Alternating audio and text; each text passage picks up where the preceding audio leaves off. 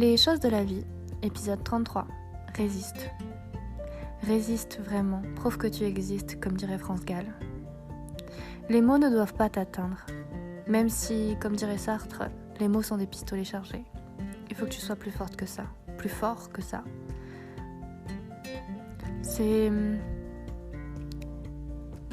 On vit dans une société de réseaux sociaux, de médias, où il y a une violence verbale, une violence écrite aussi. Et on ne se rend pas compte des coups que l'on peut porter. Parce qu'à chaque mot, à chaque phrase que l'on tape sur un clavier derrière son écran, ça peut être des gifles, ça peut être des coups, ça peut être des bleus de plus. On ne se rend pas compte du mal que l'on peut faire. Et c'est vrai qu'il y a pas mal de polémiques aussi sur ces influenceurs qui sont aussi agressés verbalement et qui parfois n'en peuvent plus et décident de quitter ce monde. Alors, il ne faut pas en arriver jusque-là. C'est facile à dire, hein, pas facile à faire. Mais j'avais envie de reparler de ça, du harcèlement. On se rend pas compte, hein, mais des fois, il faut se faire violence pour réussir à en parler et exiger que ça s'arrête, faire en sorte que ça s'arrête. Vous avez des plateformes où justement vous pouvez discuter, vous pouvez parler de ces problèmes-là. Et pour ma part, Fleur les choses de la vie, c'est depuis, je disais, le mois d'août-septembre, j'ai commencé à écrire des choses. Et il y a une personne en particulier avec qui j'avais mis une fin à une relation et qui se croit le destinataire de tous mes poèmes, alors qu'en fait, quand j'écris en m'inspirant de la vie. J'écris en pensant je ne pense pas à une personne en particulier, je pense à des expériences que j'ai eues, effectivement, mais la plupart du temps, il y a 1% de réel et tout le reste, ou alors peut-être 80% de réel, mais il y a beaucoup de choses inventées, il y a beaucoup de choses qui font que je cherche des rimes, je cherche quelque chose qui va provoquer de l'émotion ou qui va me faire du bien, en fait, quand j'écris, parce que écrire, c'est une sorte de thérapie, une manière de m'évader, en fait.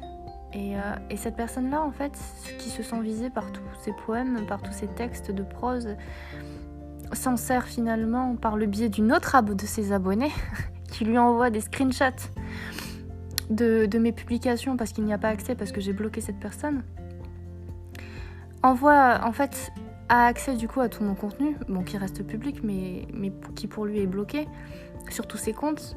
Il y a quand même une abonnée qui s'amuse à les transférer pour que cette personne puisse continuer à déverser sa haine envers moi. Et c'est pas normal. C'est pas normal, en fait. Parce que je sais pas comment ça a commencé. Mais vous vous rendez compte que cette personne a réussi à convaincre une autre personne de lui envoyer des screenshots. C'est pas normal. Enfin, je veux dire, à quel moment on se dit je vais convaincre quelqu'un de m'envoyer des photos de publications d'une autre personne pour que, en fait, je puisse continuer à avoir accès à sa vie, à continuer à la stalker, à continuer à pouvoir la harceler, en fait. Non, ça se fait pas.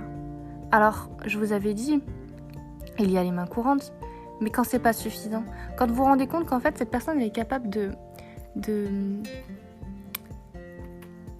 manipuler d'autres personnes à ses fins, à quel moment ça s'arrête ? À quel moment on se dit stop ? Vraiment ? À quel moment cette personne elle va réaliser que ce qu'elle fait c'est pas bien ? Que ça fait des mois et des mois que ça dure et que ça doit s'arrêter ? Stop ! Moi j'ai une chance phénoménale, c'est d'arriver à dissocier le comportement de ces personnes qui sont instable, avec ma volonté de continuer à écrire, parce que écrire comme ceux qui dessinent finalement, quand je pense à Charlie Hebdo, tous ces gens qui disaient je suis Charlie et qui aujourd'hui peuvent encore être écœurés et dénoncer les caricatures et les satires. À un moment donné, vous êtes ou vous n'êtes pas Charlie. Eh bien, l'écriture pour moi, C'est comme le dessin, c'est une manière de m'exprimer et je me tairai pas, je n'arrêterai pas d'écrire parce qu'une personne a décidé de pourrir ma vie. Je n'arrêterai pas d'écrire ce que j'ai envie, sur qui j'ai envie, sur quoi j'ai envie.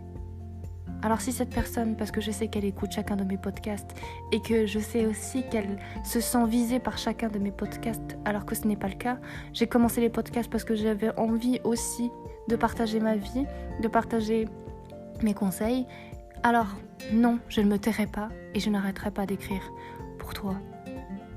Et je ne changerai pas une ligne ou un seul mot de ce que j'ai dit. Parce que quand on aime vraiment quelqu'un, justement, comme cette personne sait si bien le dire, on la laisse partir, on ne la matraque pas, on ne la détruit pas. On passe son chemin, on passe à autre chose, on referme ses cicatrices et puis on s'en va et puis c'est tout. La vie est trop courte pour que des gens comme ça bousillent une existence. Et moi j'en irai pas jusqu'à essayer de disparaître pour ça. Donc je le dis et je le redis, ma liberté vaut bien plus que des mots, ma liberté vaut bien plus que des menaces. Et si il faut que je passe un cran au-dessus pour que ça s'arrête, je le ferai. J'espère que le message a été entendu. J'espère que pour toutes les personnes qui vivent également la même chose, le harcèlement, ça doit s'arrêter. Le harcèlement tue chaque jour.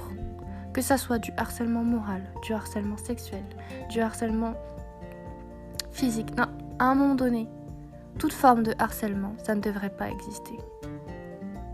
Parlez-en et soyez forts. Vous pouvez vous faire aider.